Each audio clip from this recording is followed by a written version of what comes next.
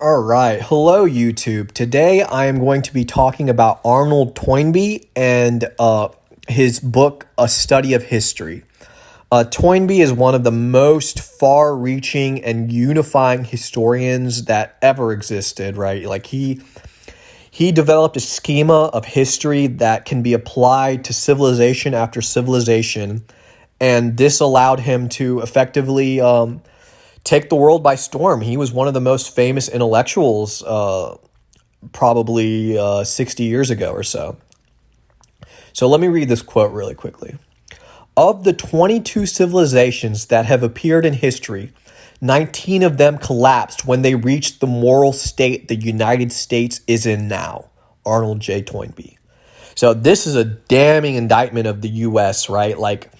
So Toynbee essentially says that civilization goes through a few stages. The first stage is Genesis. The second stage is growth. The third stage is a time of troubles. The fourth stage is the universal state. And the fifth stage is extinction. Right now, the U.S. seems to be in the universal state. Civilizations, I believe, come to birth and proceed to grow by successfully responding to successive challenges. They break down and go to pieces if and when a challenge confronts them that they fail to meet. This is the story of civilization. Civilization is an interaction between challenge and creative response, environmental challenge and creative response. Civilizations that grow are creative at their core. They have a fire, an inner flourishing that allows them to meet the challenges of their time, both internal and external challenges. Civilization is a movement, not a condition, a voyage, not a harbor. This is a really simple but important quote, which essentially says that civilization is like a plant.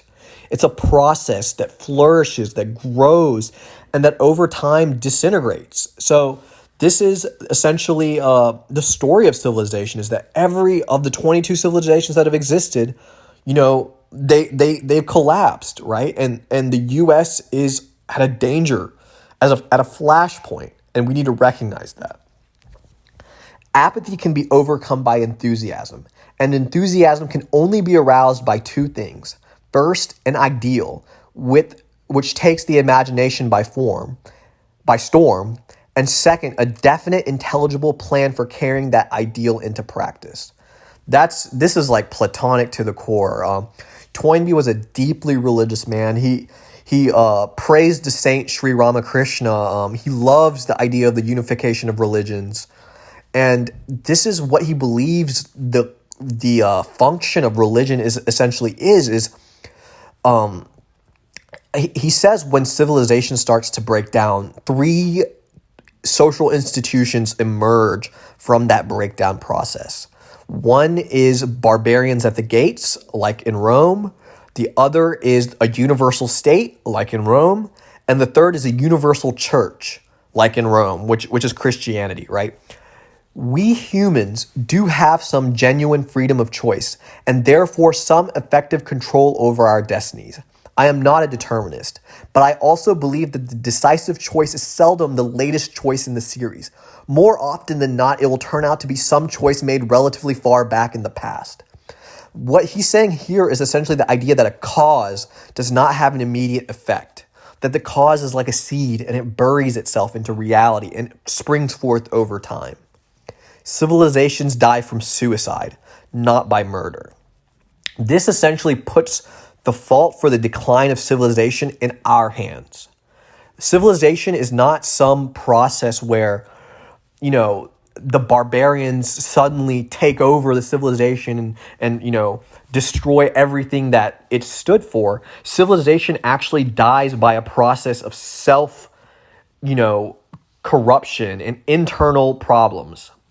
The human race's prospects of survival were considerably better when we were defenseless against tigers than they are today when we have become defenseless against ourselves. This really connects to the idea of Carl Jung, where Jung says we are so dangerous to ourselves because we do not truly understand ourselves. And the unconscious, which, takes over every man with emotional content, is not good when you mix that with nuclear weapons. So this is essentially what Toynbee is saying in this quote. And this last quote. The last stage of civilization, the last stage but one of every civilization, is characterized by the forced political unification of its constituent parts into a single greater whole. So this forced unification, Toynbee calls the universal state. Rome did it when there was a time of troubles, and that, resulted in the transition from republic to empire. The more in India it happened, in China it happens. So yeah, it happens. So thank you for watching and have a good one.